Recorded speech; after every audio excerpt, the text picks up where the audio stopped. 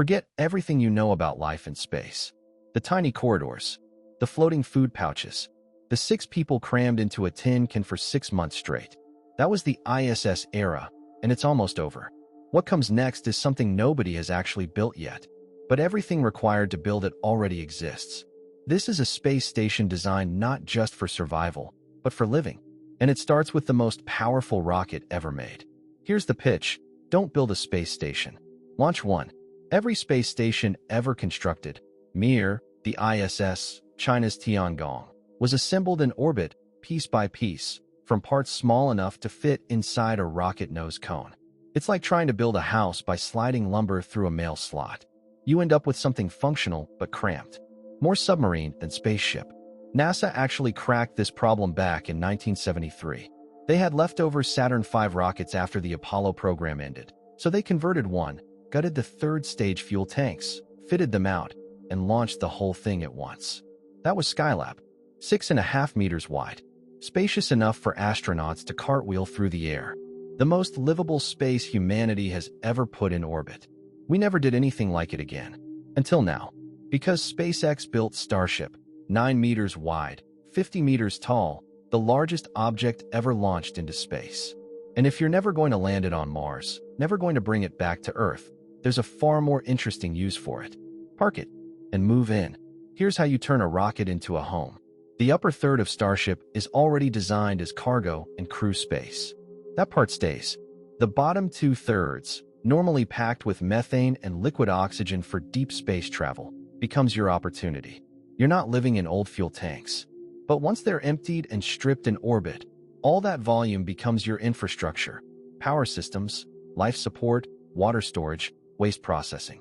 All the mechanical guts of the station, tucked below the living areas, completely out of the way.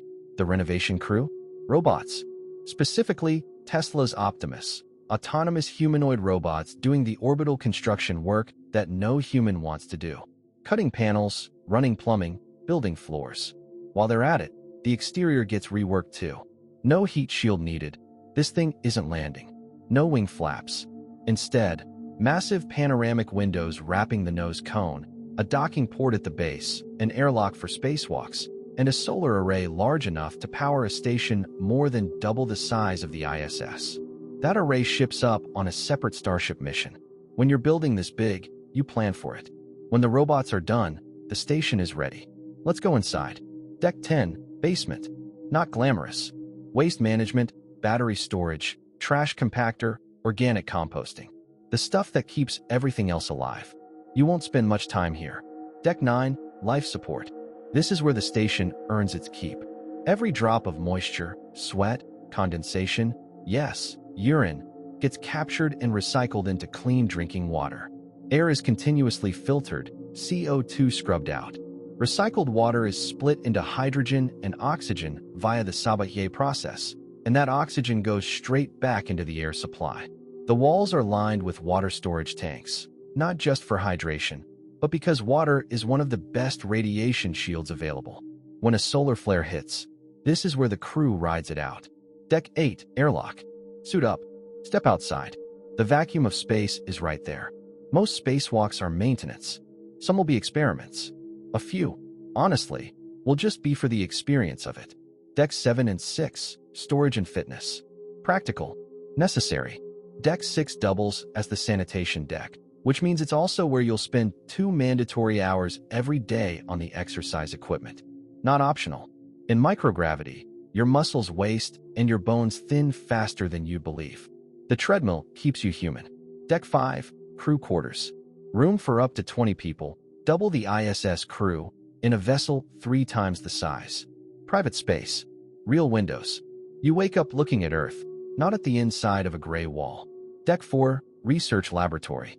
Experiment racks line every wall. Glove boxes for hazardous materials. Biology, chemistry, physics.